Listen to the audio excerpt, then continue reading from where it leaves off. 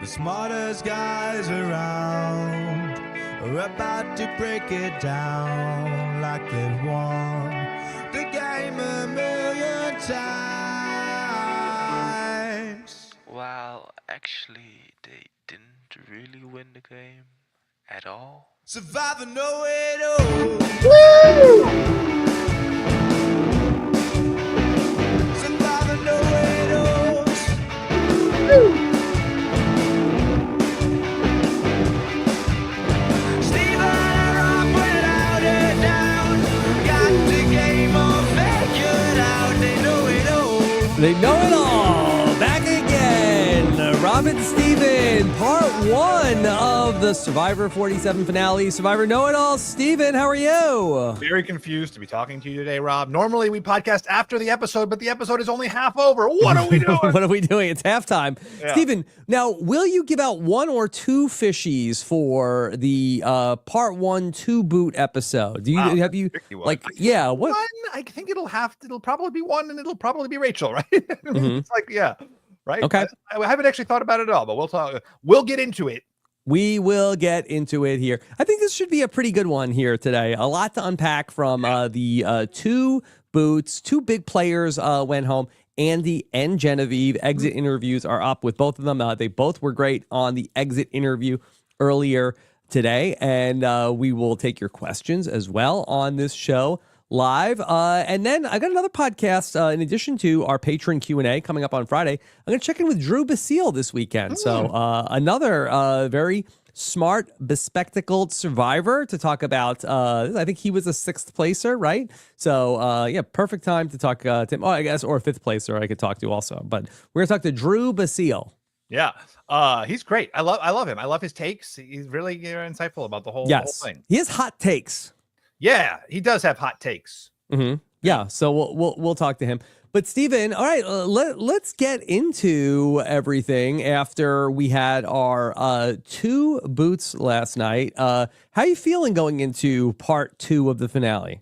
I'm a little, here's the thing. You go into the finale, you're like, I got my ideas about who's going to win. I don't know what's going to happen, but I got my ideas. And the challenging thing was, I felt like this is really like leaving, finale part 1, it really felt like a Rachel coronation, right? Like, we are coming out of this episode thinking, wow, Rachel is going to win this thing. So she just wins this thing next week. It's like, okay, like, great, she won this thing. It's a little bit of like, this little bit, but other people have said, have we ever gone into the finale and, not known, as like a general fandom, not individuals, because we're all flawed as people, but as a fandom, we're infallible. Other than the season 43, typically the fandom has a good sense of who's going to win by the finale. So maybe this is normal. It's going to be Rachel, and let's enjoy it. Yeah, it does feel like that we are headed cruising even towards a Rachel win next week. I do think that the one dark horse possibility, which you have kept alive all through the season, is that I think that the possibility of Sam winning the season, and we can talk about some of the how that could happen, but also from in terms of his visibility throughout the season, that I do think that there's also a non-zero chance. I think you had said last night on social media that you felt like 80% Rachel, but there's still that 20% and then some fractions in the couch for Sue and Teeny left over. So sad. I was so bullish on Teeny for so long. I feel like I was really driving the Teeny train for so long, and now drove it right off the cliff. Yeah. Yeah. Now I'm just looking for a new train. Okay, well, let's talk about what did happen last night, and let's talk about these 2 different votes. And for Andy, I saw a lot of or a few people questioning about Project Italy, what? It turns out Project Italy wasn't such a great move because Andy. I think that's poppycock to look back at. I mean. What would you call that? If you look at the results of something that happened and then judge the move based on results oriented. Oh yeah. Results oriented thinking. But I think that Andy, I think it was clear as day what happened to Andy in this. It had nothing to do with Project Italy. Yeah. I mean, it was tangentially related, but coming into the episode. Operation Italy. I'm sorry. I don't know why I keep saying Project Italy. Even Andy had to correct me today. Yeah. Sorry, everybody. Listen, if they just called it's less syllables. It's less syllables. Yeah.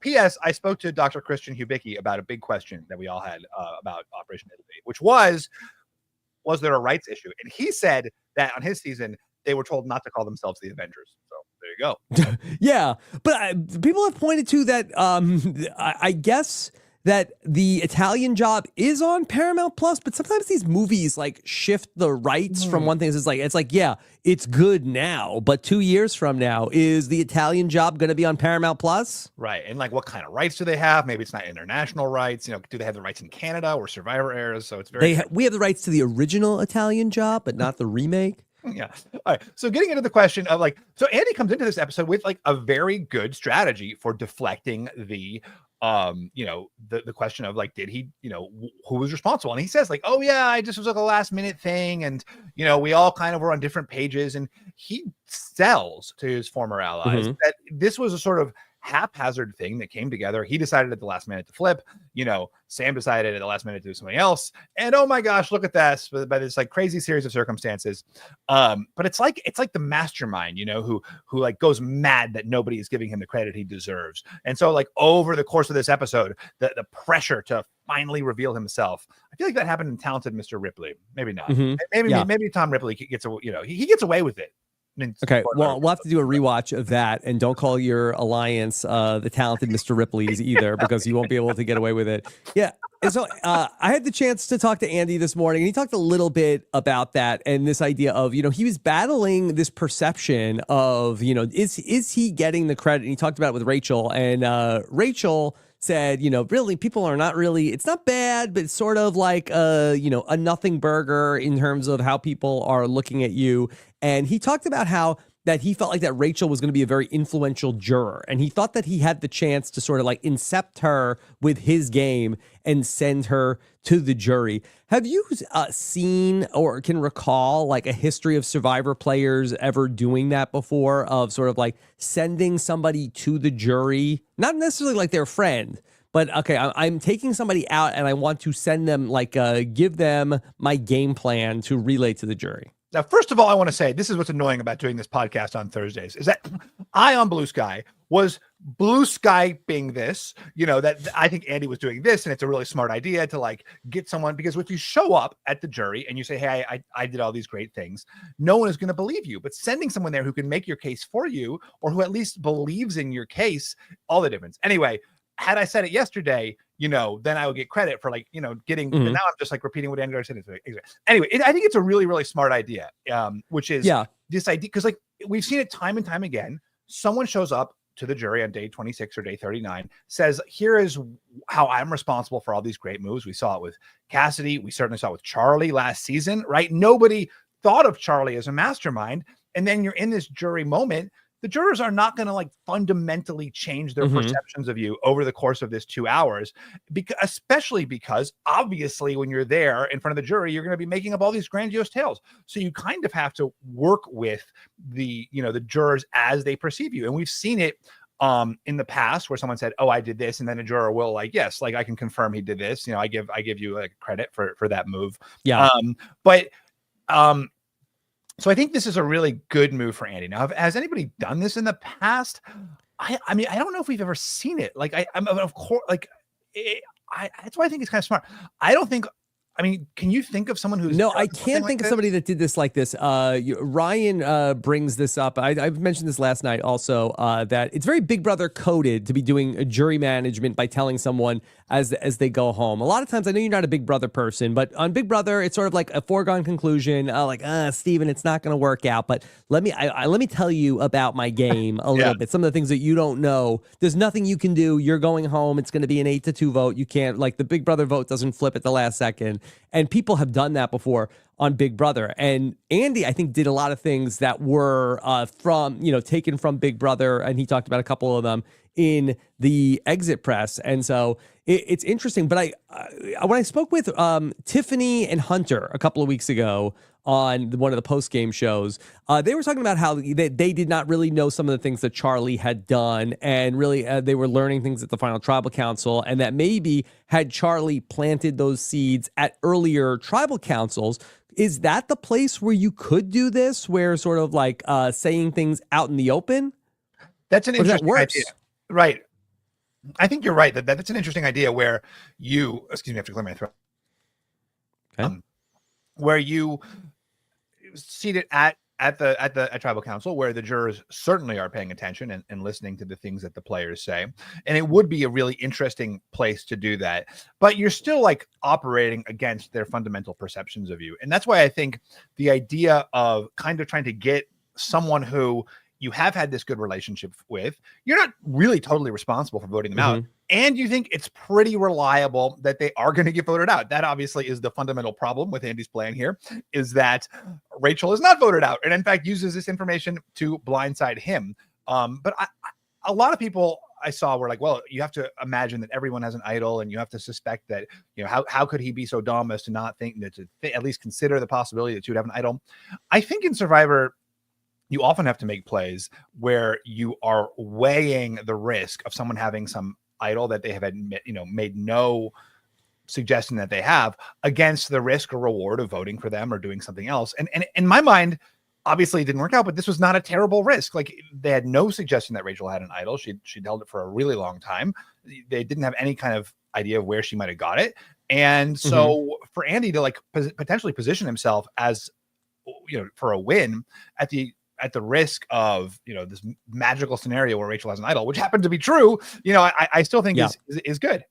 You know, something else that Andy got unlucky about is that Genevieve's fake idol ends up, and Genevieve ends up, having immunity here. But, the threat of Genevieve's fake idol, I think, also like brings Teeny on board, and they're trying to, they're snowing Teeny. Rachel goes over, and this came up on the On Fire podcast. Charlie had a good point about this, that, Rachel is hearing Teeny being snowed and so Rachel assumes this to be true information because that Rachel's really trusting this information she's overhearing, even though it's lies that is being told to Teeny. And do you feel like that Genevieve having the fake idol ends up burning Andy in this scenario?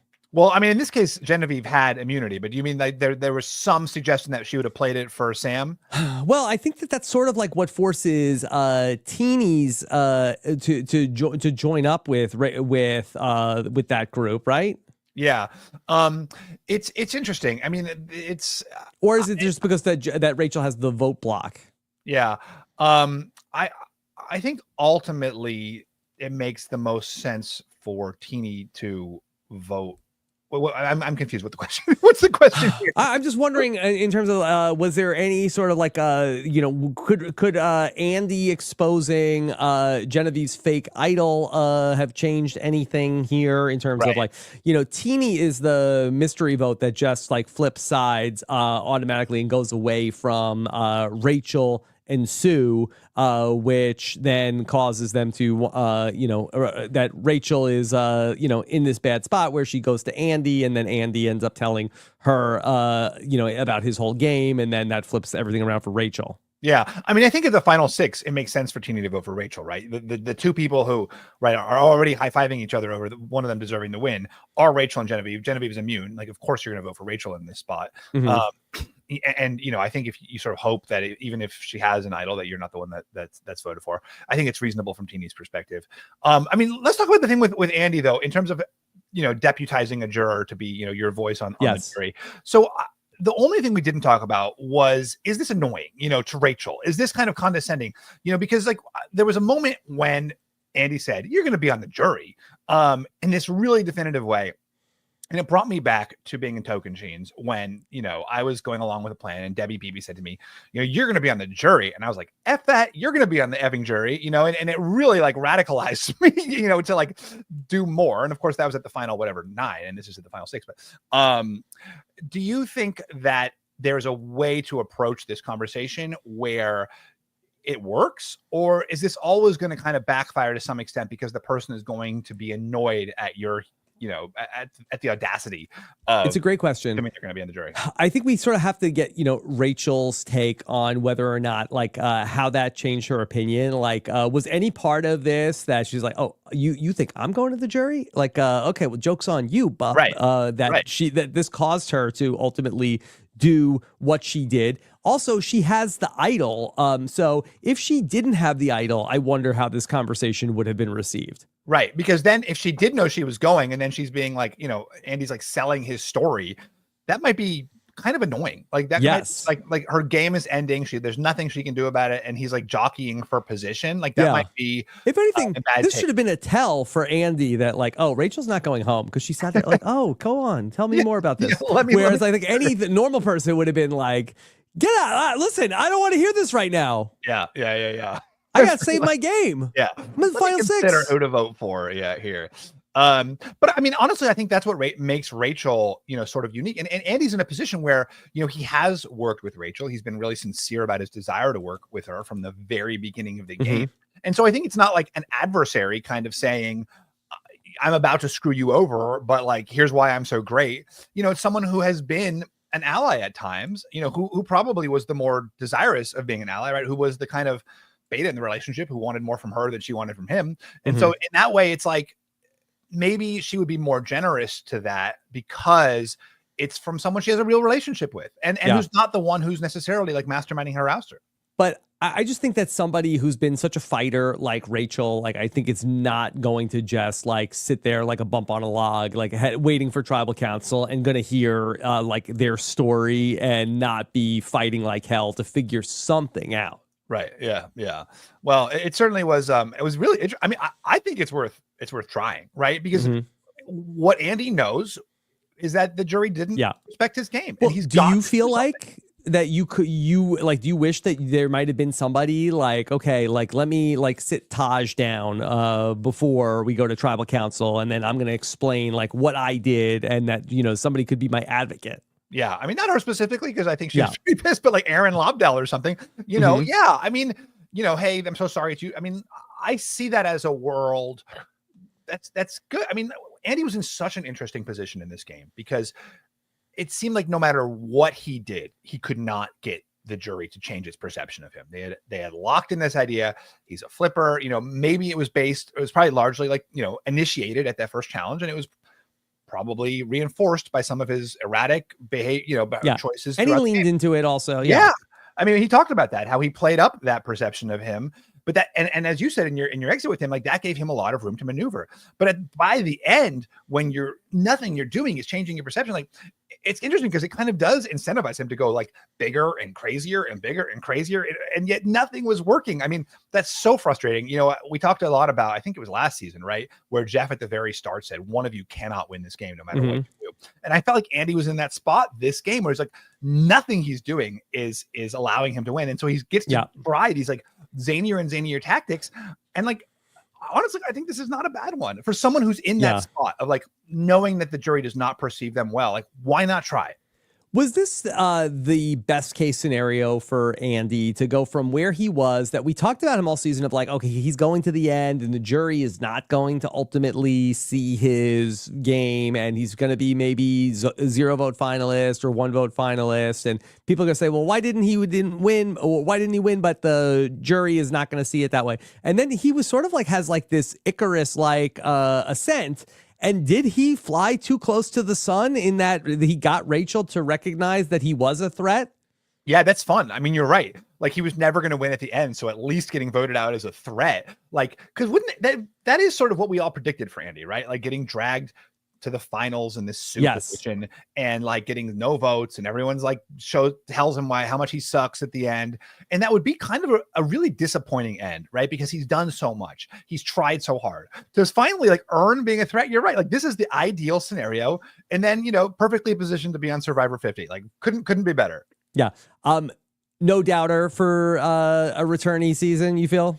Oh, I mean, you've got to. I mean, he's really exactly who you want. I know you said it perfectly in your interview with him, that he's someone who was both thought about the game strategically. He also showed a lot of emotion. Well, one thing that I don't think a lot of people talk about is he always, and maybe I've talked about this endlessly, seemed to have a really good attitude, around camp in his dealings with other people. He seemed to always be positive and smiling, and people would be like, Andy, everyone hates you. You suck. And he's like, oh yeah, thanks for letting me know that, appreciate the perspective. He's like really maintained a pretty upbeat perspective. And, he had great like head gestures and weird looks at tribal council, and just the whole thing was great. Yeah, he never got too down. Like he sort of like had moments where that things were not going his way, but he was like overjoyed to be there, and I think that really came through, and had this very fun ride throughout the show. So I think we will certainly see more of Andy. Let's talk about Genevieve though. Okay. Yeah. And Genevieve ends up going out here. Did you think it was going to be Genevieve at the final 5, or do you think it was going to be Sam? Oh, I mean, I assumed it was going to be Genevieve. Like all the will they or won't they pile votes on Genevieve was just absolutely insane. And that had to be kind of a misdirect from production, right? I mean, I assume that they had decided, hey, either way, idle or no, we're going to pile votes on her, and if it's not her, like, who's it going to be? Like, yeah. And there was like some big question of who Teeny was voting for. I assume that Teeny was trying to protect against the possibility that the idol was real and that they were the other vote, right? Which seemed likely that it was going to be Teeny who would be voted out. If not, I mean, if Genevieve chose to not vote Sam. So I guess it was sort of a defensive vote, and they were trying to figure out, like, does this make the most sense? Like, you're always counting numbers. And from our perspective, of course, we see obviously Rachel and Sue are voting for Genevieve, but like maybe from Teeny's perspective, that wasn't so obvious. Yeah. Teeny, we know that Teeny thinks that they are a potential endgame threat. Like we've seen that. So maybe they think that, hey, like Rachel and Sue are going to just mess me up this time. Like there's been so many, The Teeny story, though, for me is so confusing because I feel like even last night we had a whole reset of like, oh, here we go. Teeny has had it with Genevieve's crap. And this is it. This is finally going to be Teeny's revenge on Genevieve. And then Teeny voted for Sam. Yeah. Very yeah. I mean, ultimately Teeny was voting against Genevieve, right? That was just a protective vote, and I'm sure we don't know that. I think so. I think then why did Teeny take so long in the voting booth? That's a mystery. But I don't think Teeny was. Jeff really said, big. "Okay, Teeny, you ready to vote?" Like, I am so ready, and then proceeded to take forever in the voting booth. Can I just say one thing? So remember the confessional that really, Teeny's bag burnt in the fire, and Teeny holds up the bag and says, "This is it. This is the moment that this bag represents the fire that has been lit under me." Since that point, Teeny has only voted correctly for Kyle. Teeny is 1 for 4. I won. Good, good for Teeny. 1 vote since that moment. Yeah. And were there any correct votes prior to that? There were. I mean, Teeny was like I did look at this. I mean, in the beginning of the merge, Teeny, but Teeny got told like Teeny was in on the Rome vote, got told late in the game on the Sam and Sierra split, got told late in the game on the Saul vote. So got told, got told about the Gabe vote. But I don't think it was crazy. Like, I'm sure that Teeny's plan was to vote. I really believe that it was whether like that they were calculating, okay, assuming Genevieve plays an idol, if these 2 votes are going there, is Genevieve going to vote for Sam? Are Sam and Genevieve going to vote together? If Genevieve votes for Sam and Sam votes for me, like it's just like, or Genevieve votes for me and Sam votes for, there's all these scenarios running. And it seems like very straightforward from our perspective because we know where people's votes are going. We know that Genevieve and Sam are voting for each other. We know that, that Genevieve's idol is not real. But, when you're out there and there's 4 other people and each one of them could vote a multitude of different ways. Yeah. And you don't know if there's an idol that's going to change everything. Like there's a lot of scenarios to run through. So I give Teeny a lot of grace here. Okay. It's a good question for Teeny for next week. Can we just talk about Genevieve's return? Like a lot has been talked about Andy's returnee prospects. What do you think about Genevieve, the returnee? I think Genevieve is competitive. People love Genevieve. She was a very strategic player. Also a lot of goofy looks. Very fun, fun presence on camera. Fun presence on camera. I definitely think Genevieve is viable. I don't think she's a lock. But I did say Carolyn was a lock, and apparently that's not the case. Yeah, so. I think that that's a complicated situation there. That who do you think might be in the same sort of category as Genevieve? Is there anybody else that from the new era that's sort of like in her archetype? Yeah, that's a really interesting question. Because I think she's kind of a unique player. I don't think that there's like a Genevieve on every season. Right. Well, characterize what is her archetype? So she is a charismatic, professional woman who kind of has like this like sharky game player in her that's willing to, make big moves, and also like has this social game that she sort of feels weird about using. That's probably more unique to her personal story, but I'm trying to think of maybe the chat might have it, like who else in the new era might you consider? Like, I think she might be kind of an inspired pick to come back. Yeah, I'm looking at I'm kind of going through the different casts and sort of looking for who might be an interesting parallel, and not really coming up with someone obvious. Mm-hmm. I mean, is that Franny at all? I mean, not like, is there a Franny Genevieve? I think that I could see it a little bit, but I think that I don't know. Franny to me feels like that she was a little bit more fun and goofy, and I feel like that here we have Genevieve, who's just like a little bit more like has like a little bit more of like a killer instinct. Ellie. Well, I think that Ellie is probably not deep into consideration. Yeah.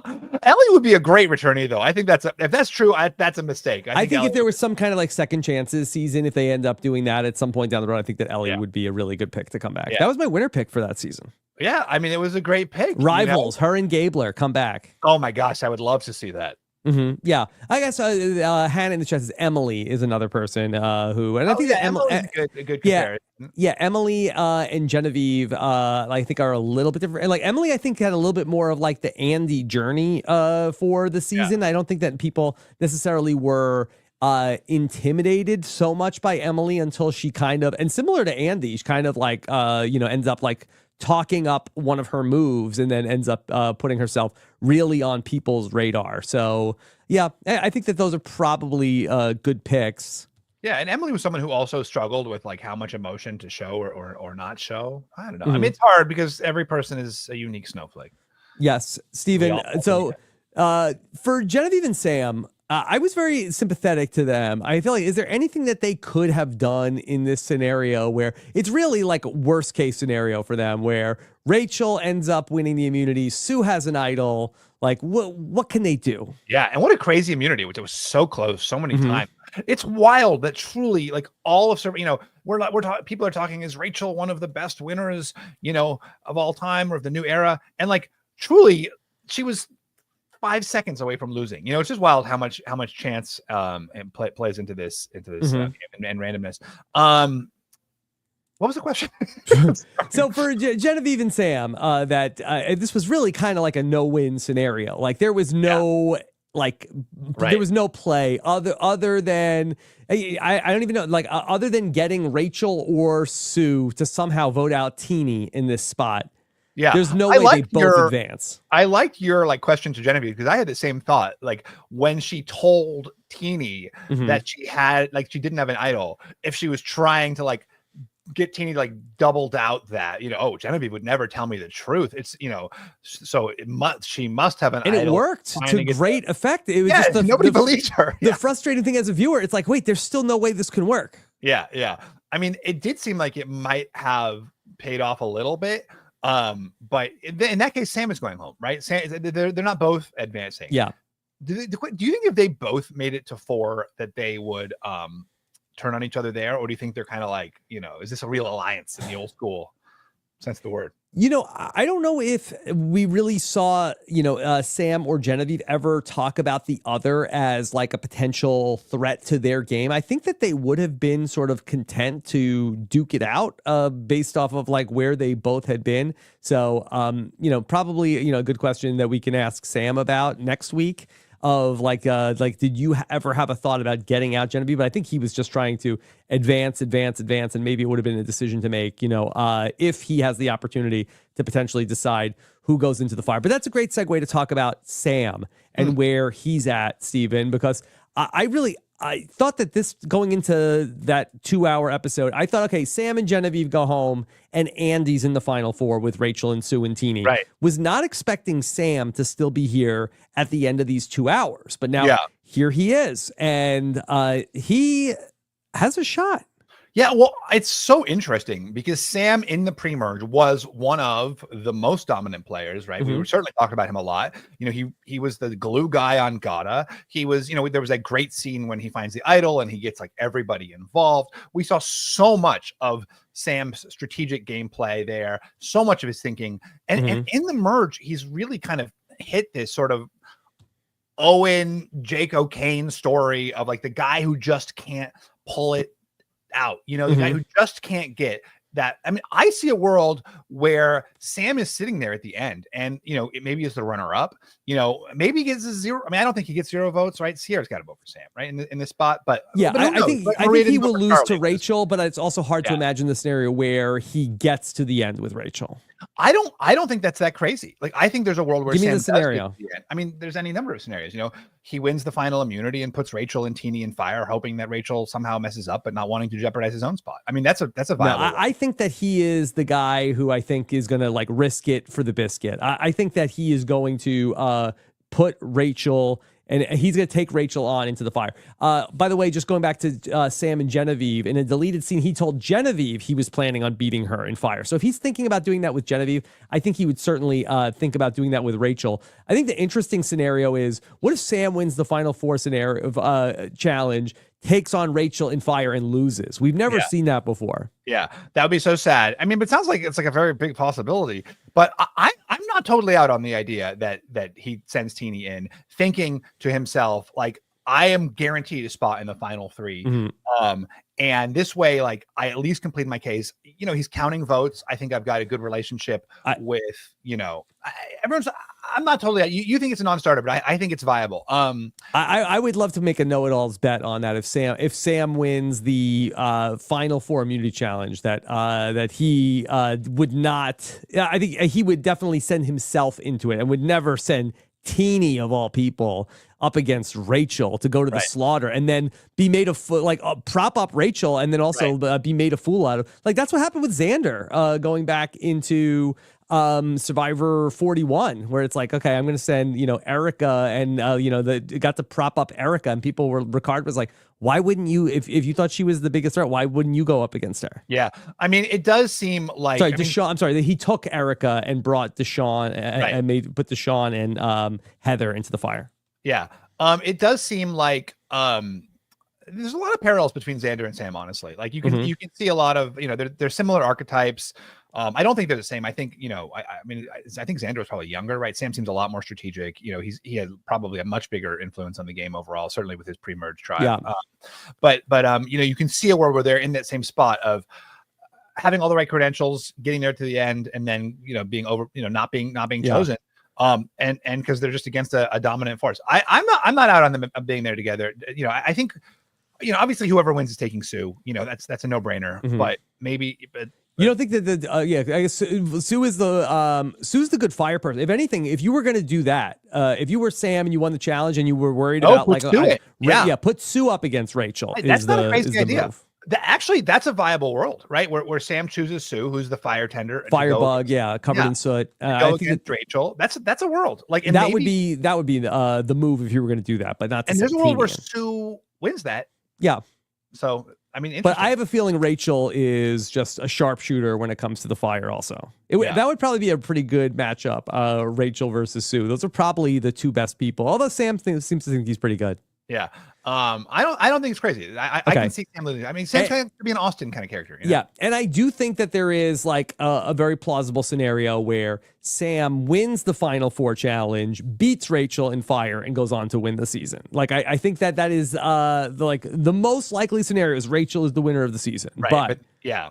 The other possible scenario is that Sam. There is a multiverse where that happens, and if we could talk a little bit about the edit, you were talking about this quite a bit last night, where the show really, especially in the new era, likes to build somebody up big right before their fall. Right. And thinking back to just over the overall arc of the season, Rachel has been really, has emerged as one of maybe behind Andy, like the main character of the show over these last couple of weeks.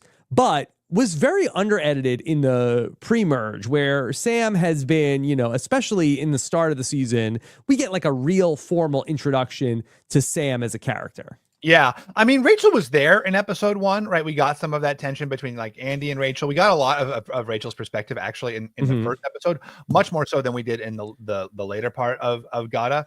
But it's interesting. We've heard a lot about Rachel as a threat, in a way that more than we've seen, right at the merge. Oh, Rachel's a threat. We got to get out Rachel. Yeah. She's the ringleader.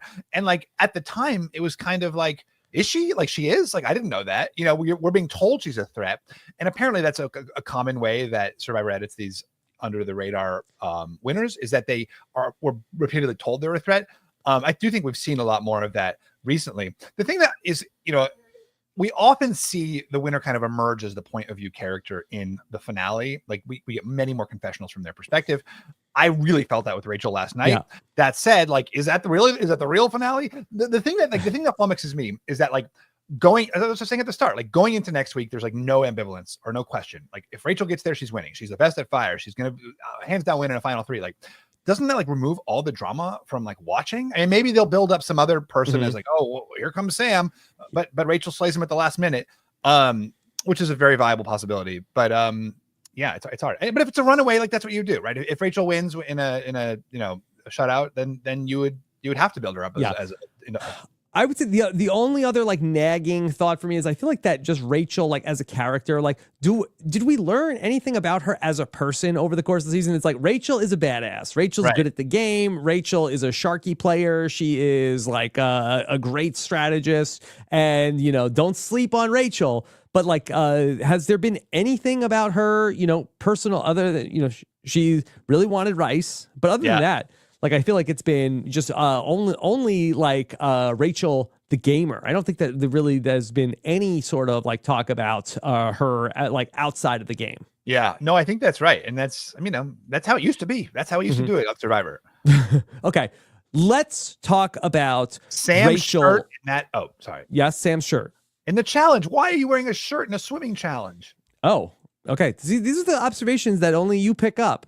Well, I tweeted about it, but like it varies. So apparently Sam was sick is the rationale I was told. That's why he would wear. I don't know, like why being sick would make you like want to wear a shirt. Like you'd want to keep your clothes dry if you were sick. I wasn't sure if he actually was sick or he was saying like, hey, don't pick me for the challenge. Well, he tweeted that he had like a crazy fever.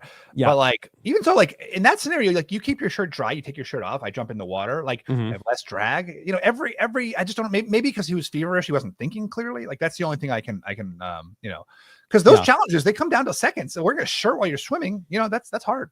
Okay. Yeah. You had wanted to talk about Rachel's potential legacy. I had said on last week's Survivor Know-It-Alls that I felt like coming out of that episode, even though it was not Rachel's episode, I had felt that if Rachel wins the game, that there's a case to be made that Rachel is the best player in the new era. Wow. There were some pushback in I love to read the comments. Read all the comments. Okay.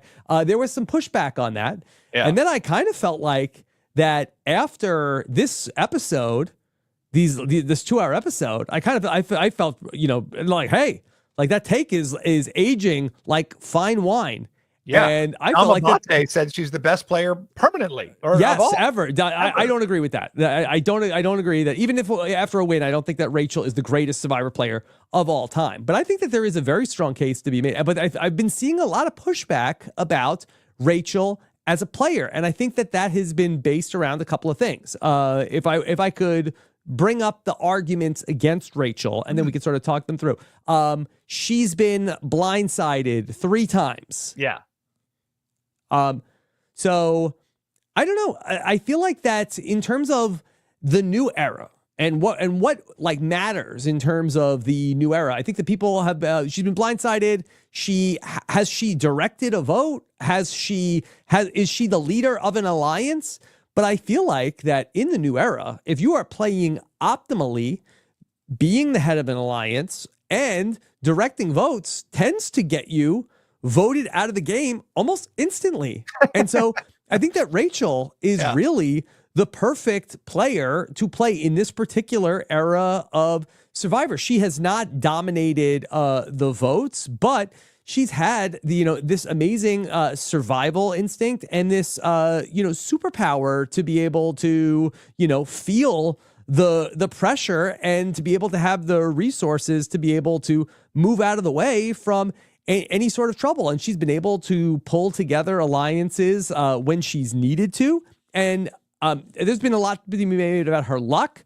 I think that she has been both lucky and unlucky in the new era. But as far as like a skill set, I think that Rachel is just she's dealt with a lot of adversity that some of the other people she's being compared to may not have had to deal with at all. Right. I mean, the obvious comparison is someone like D, right, who played a much more dominant game. But I would say, oh God, you go. No, I was gonna say, like, but then the D did not have to deal with that type of adversity because her tribe was dominant. She was in an alliance that stuck together really beautifully. I mean, of course, she was a part of that. Mm-hmm. To your point about having bad luck and then having good luck, even that episode where she was saved by Saul's advantage, she had gotten extremely unlucky with that tribe swap, or not the tribe, but the split, I guess, the merge split, where she was the one person on the outs of a whole group of Tukus. So like she got super unlucky and then she got lucky. And in fact, her luck was more based on her personality, right? Because Saul perceived her as someone he wanted to work with. So that's like based on who she is as a player, as opposed to the bad luck that put her in that situation, which was completely out of her control and was just random. Yeah. So and that one, I actually kind of give like the check to Rachel instead of luck.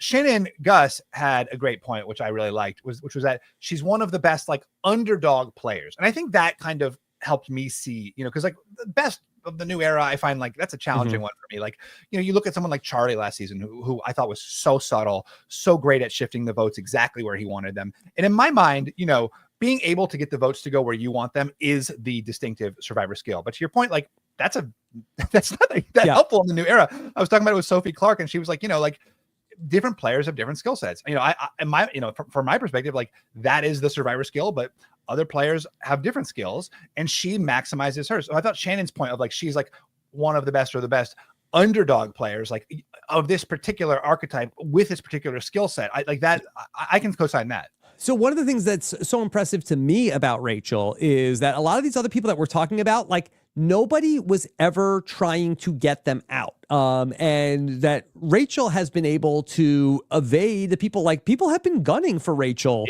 for quite some time. And whether it's in the way of, working with a different group, she's won 3 individual immunity challenges. Kyle was sort of like blocking the individual immunities, and now that Kyle's been gone, she's won 3 out of 4 individual immunity challenges.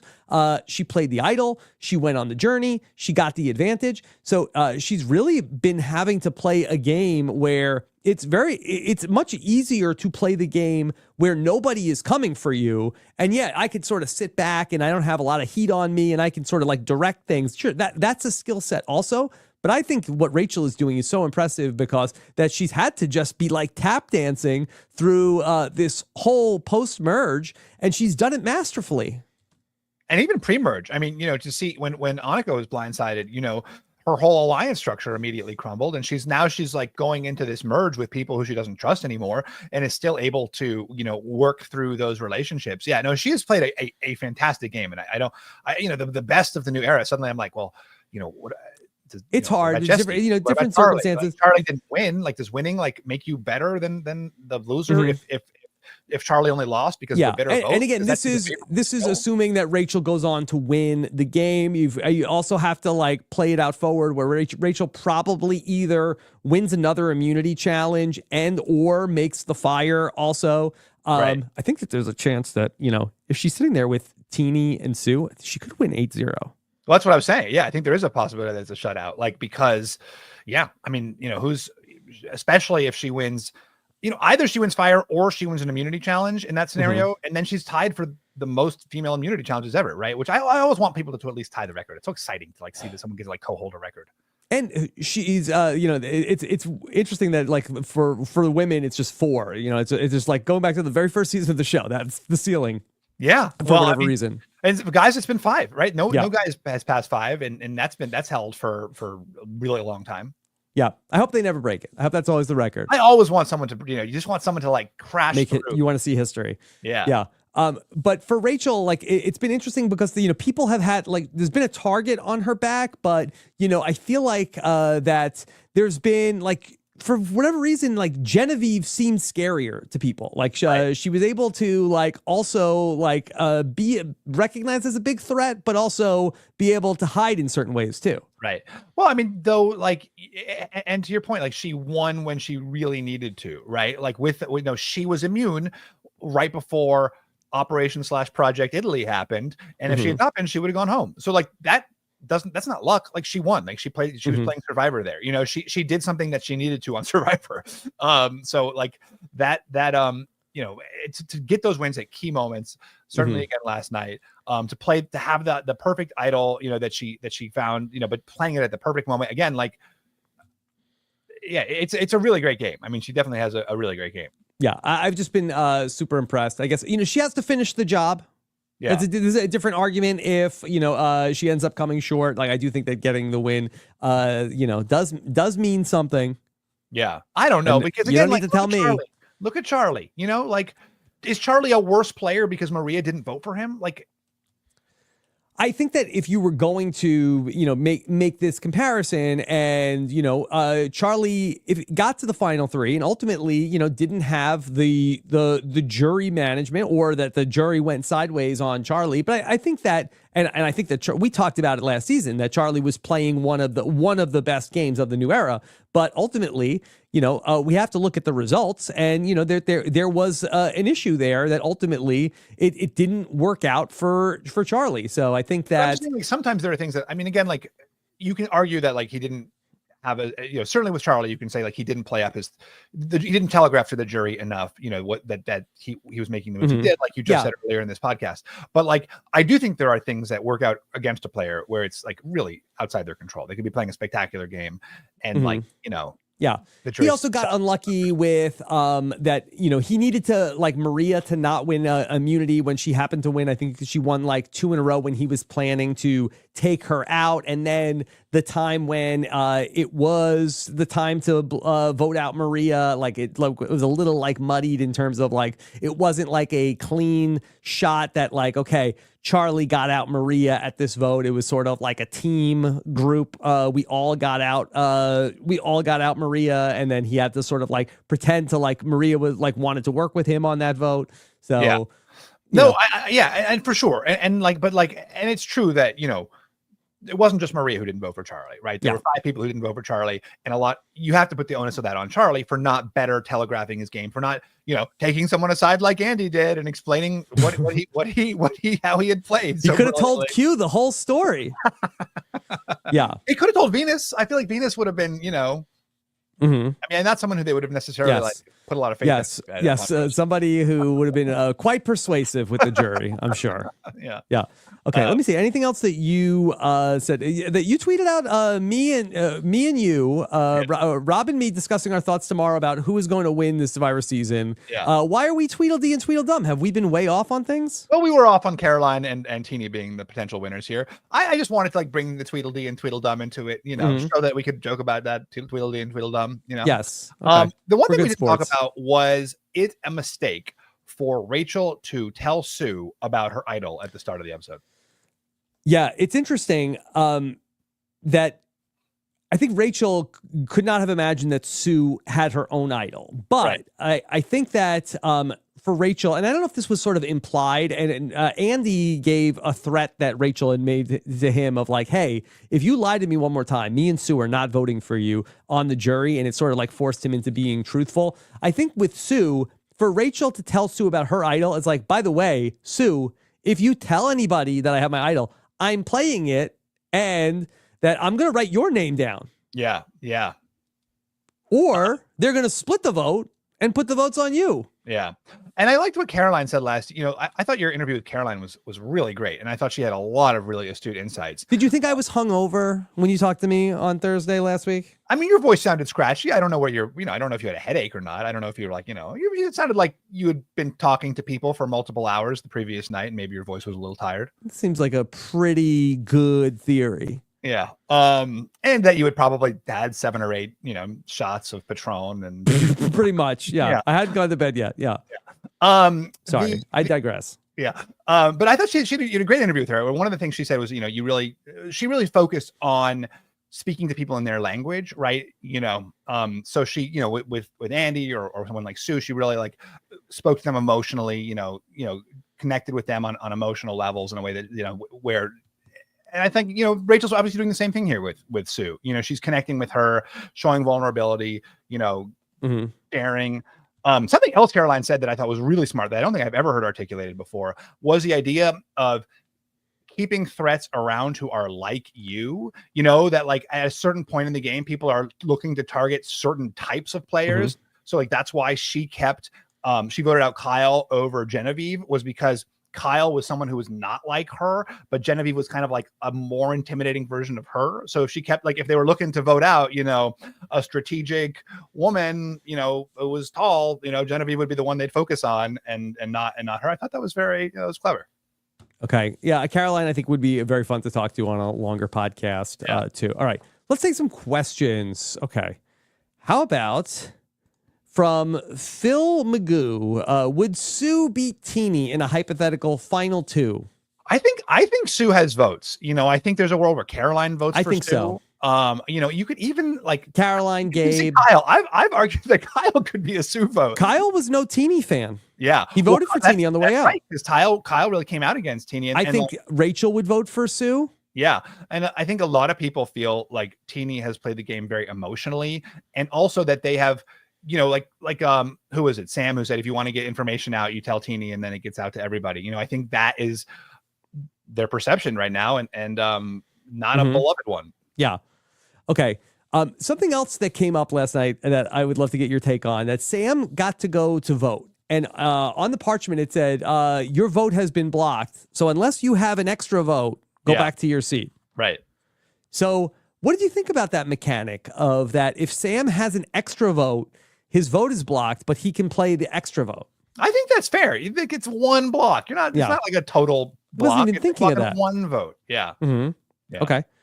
All right. Yeah, it doesn't prevent you from voting. You just prevents you from having the one vote. Okay. All right. Let's see. I'm looking at the questions we've got. I'm trying to see what we haven't talked about. Okay. How much of the absence of the shot in the dark led to the honesty of Sam and Andy towards Rachel? Well, I will say that the shot in the dark would have been expired by this point. Oh. But do you feel like that it changed they could have had the shot in the dark last time you can play it? I thought is 7 the last time you can play it? I thought it was 7. Oh, maybe you're right. Because the odds are 1 and 6. So maybe it's like always, I don't know. Question for the chat if it's 7 or 6. Yeah, I mean, definitely like you're not telling anybody. I mean, that's what was good about the shot in the dark, right? Is it stops these kind of forthright, honest conversations from happening and leads to more duplicity. Okay. Prayers and ponytails. Would Rachel put herself in fire? Do you see a scenario where Rachel puts herself into the fire? Like, is she open? Scenario, but I don't think it's like, I mean, if you're Rachel and you think that you have it in the bag, why do that? Well, Rachel, just to give some backstory, you mentioned Dom Abate. And Dom Abate, he is friendly with Rachel. I think that they were in like that they're both in like some like online poker playing group that got started up. I didn't know she was that got started up around COVID. And so if Rachel is friends with Dom, and the one thing that Dom was like raked over the coals for was that, why didn't he put himself into fire? You have like a Natalie Anderson, not to say that, where people don't vote for Natalie, like, Natalie, why didn't you put yourself into the fire? Why didn't you take out Tony? That was different. Could the jury could Rachel be worried about like, but there's no Tony there. I mean, there's no Tony, but could Rachel be concerned that, if I don't take out Sam myself, and now Sam makes the fire in front of the jury, will Sam be propped up enough where that he's potentially going to steal the win? What if that happens? Can Sam win this jury? How about that question? Okay, let's play this out. Okay, this is a world. Okay, so that Rachel says, you know what, Sue, go beat Sam in the fire, and somehow Sam beats Sue in the fire. Okay, so the final 3 is Sam, Rachel, and Teeny. Yes. Okay. Okay. All And right. the jury is Okay. I got it. Okay. The jury is Sierra. yeah. Sierra is a vote for Sam. Sam. Okay. Yeah. Then after Sierra, it was Saul. Rachel. The Saul or Sam. You think he's Saul has betrayed looked by so Rachel? happy. He looked so happy when Rachel did something, and yes, Rachel turned on him, but I think he feels like that's like his co-win. Or like Sam was the one who told him, "Hey, it's going to be Yeah. you." Tried to save him. Maybe. But he also, feels so Teeny wanted. was the one. Remember when way back, that when Saul got voted out, it was Teeny that was like the Teeny's my emotional. best friend out there. Yeah, I still don't think Saul's voting for Teeny. Maybe that's me feeling sour grapes.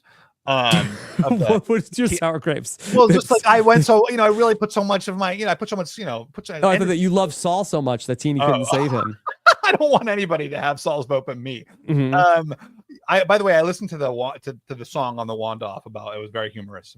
Yes. A couple of great Saul songs on the wand off. Okay. So I think Saul could go either way. I kind of think I see him leaning. Okay, so let's backwards. come revisit Saul if it's close yeah, enough. Okay, yeah. Gabe is a vote for who? Gabe is maybe Sam.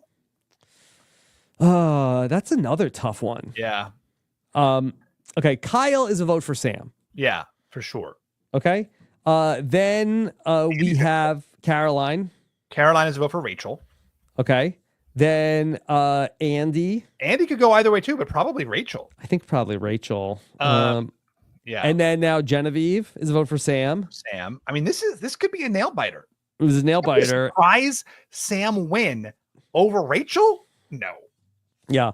And then Sue, I think, is a vote for Rachel. For sure, So yeah. it really comes down to those two Saul and Gabe votes that we can't figure out. So that would actually be our probably tightest version of this. Yeah. So with that, now that you know that, should Rachel go into the make fire against Sam? Maybe so. Maybe so. Mm-hmm. So a lot of people are saying in the chat that and forgive me for looking at the chat, but that Genevieve might vote for Rachel. They were the two sort of like they had this sort of like right head-to-head rivalry. They respected each other. I could see that happening too. I could see it. Yeah. But it's close. Either way, it's close. So if Rachel feels that good about her fire making, maybe she should do it. Yeah, interesting. Well, we'll see. We'll find out. Okay. A lot of questions about if Sam and Rachel are with each other. So we've already cracked that one. Okay, let's see some other questions. Have you noticed that Survivor 47 is the first New Era season without dramatic backstory segments? I think we've gotten like minimal. There've been a few. Who do we get? We got Kyle's. I mean, I don't. Kyle talked about it. I don't know if we got like a. Yeah. I think we got. Yeah, I think that the show is better at figuring it. Like, I think they overdid it, and I think that the last couple seasons, they came out with the New Era. It was a little clunky, some of the stuff they're doing, but I think that they've done a really good job, like in 45, 46, 47, sort of figuring out like what they want the show to be in the New Era. A lot of dramatic Keyshawn segments, however. A lot of flashbacks about Keyshawn. A lot of flashback. Do you think he's going to come out in the finale? Maybe that's the surprise that we're not expecting. There's been so much leading up to what happened to Keyshawn. Keyshawn affected everything. Do you think he comes out in the end? That could be a surprise. Well, I had a thought that we didn't really see Genevieve much in the game until the Keyshawn boot. Isn't it fitting that Genevieve's game really begins on the Keyshawn boot episode? Yeah. Oh, that's a very good point. Mhm. Wow. It's like she turned into a new person. Yeah. Yeah. Okay. Let's see. Anything else that's on your mind? No. Yeah. Okay. What about your mind? No, I'm very excited to see how this plays out. It's been a very fun season, and I think we have a couple of interesting possibilities for next Wednesday's 2-hour finale. Yeah. Oh, the one other thing I wanted to say was, Caroline being her incredible self, she was like, yes, she was cheering when Rachel played her idol and got out Andy. But then I thought I was thinking to myself, gosh, Andy's going to get a very frosty reception in that jury house. But then, at the next tribal council, like Caroline's like looking at Andy and kind of like, making reactions with him and smiling. I just felt, she's so lovely. She's so lovely. Yeah, I feel like that the jury, for the most part, like I guess we've seen like some bitter Ponderosa videos, but I kind of feel like that a lot of times all sins are forgiven by the time everybody gets to the jury. That's nice. Like I remember in Survivor the Amazon, I was like, oh, I'm gonna get to the jury, and Alex is gonna be mad at me, and everybody's like, you get there, and everyone's like, hey, you idiot! Like, I know. Yeah. Who fishy for Rachel, obviously. Yes. Yeah. Okay. Yeah. And I'm just trying to see if there's any other questions that we didn't explore, but yeah, I think we ended up covering everything. Good job by us. Good job by us. Oh, this is Yes. interesting. Darth Tony says, did you notice when Rachel said, oh gosh, the chat just scrolled. Oh no. Okay. That she found her idol. She said after the Sierra vote, which is not true. It was before. That could lead to a big reveal at the final tribal council in the name of her shot in the dark move. That's a cool idea.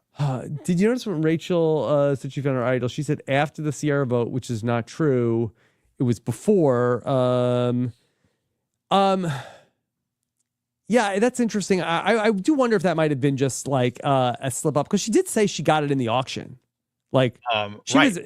But maybe she was saying that it took her a while to find it. So did you think anything about Genevieve having to reveal where she found the Stone idol? Cold. She was like, oh yeah, it was under speed. I mean, she didn't even blink. She was ready. Mm-hmm. Yeah. Then TQTW, who do you think holds the most sway in Ponderosa right now? And who are they rooting for? Who do you think is the most influential juror?